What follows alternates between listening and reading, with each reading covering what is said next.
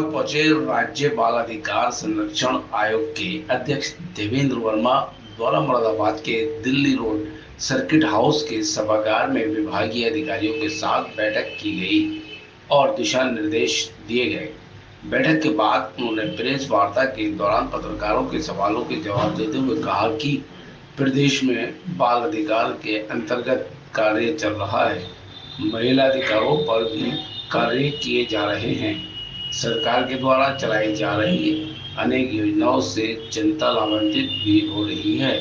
बुधवार 26 जून 2024 को मुरादाबाद के दिल्ली रोड सर्किट हाउस के सभागार में पत्रकारों के सवालों के जवाब देते हुए प्रेस वार्ता के दौरान बाल अधिकार संरक्षक आयोग के अध्यक्ष देवेंद्र वर्मा द्वारा बताया गया कि हमारी सरकार बाल अधिकारों और महिला अधिकारों को लेकर वृद्धा पेंशन, विधवा पेंशन, कन्या सुगमन योजना के साथ ऐसे परिवारों को भी हम लाभान्वित कर रहे हैं जिस परिवारों पर परिवार के मुखिया की मृत्यु हो गई हो और परिवार आर्थिक तंगी से जूझ रहा हो।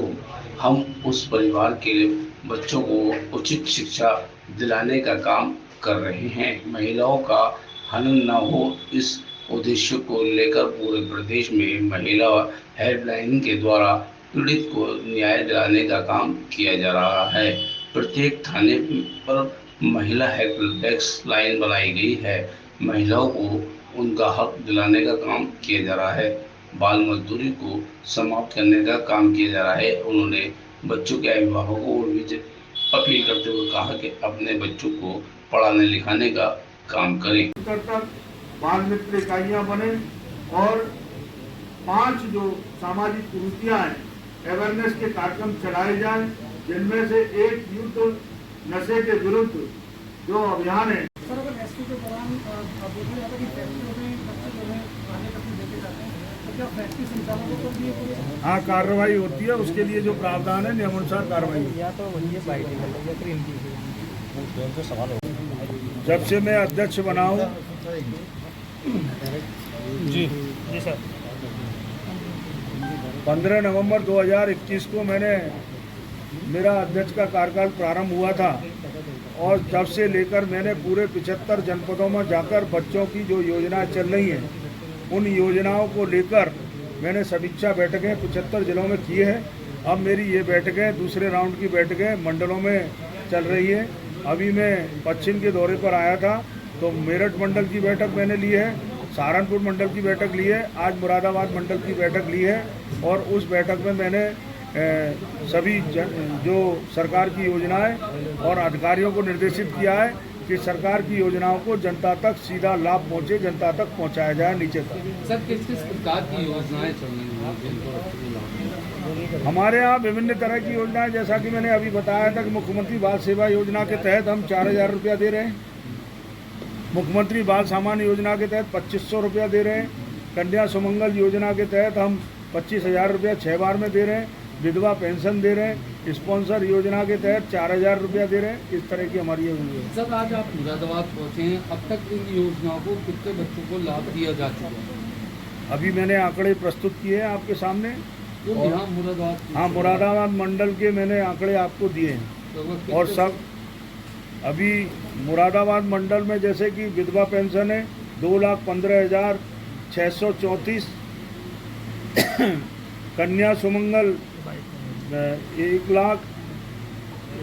1,01,405 और मुख्यमंत्री बाल सेवा योजना 885, 225 लैपटॉप बांटे गए और मुख्यमंत्री सामान्य योजना के तहत 3111 बच्चों को 2500 रुपये का लाभ दिया गया है और स्पॉन्सर योजना के तहत 575 बच्चों को लाभ दिया गया। सर, बाल श्रम रोकने के लिए क्या आपका प्रयास?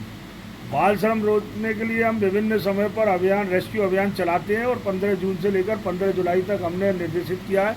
ये अभियान हमारा चल रहा है और इसके लिए टास्क फोर्स जाएगी और रेस्क्यू करेगी। आज हमने कड़ाई से निर्देशित किया है, जिन बच्चों को रेस्क्यू किया जाएगा उन बच्चों को बाल कल्याण समिति के सामने प्रस्तुत किया जाएगा। सर, रेस्क्यू अभियान चलने के बावजूद भी यहाँ पे फैक्ट्रियों में जो है बड़ी संख्या बाल श्रमों की देखी जाती है, क्या कारण है?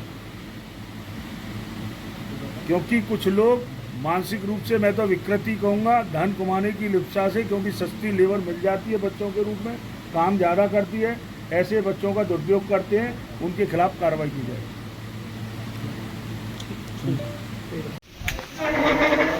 हाँ चलो चलो।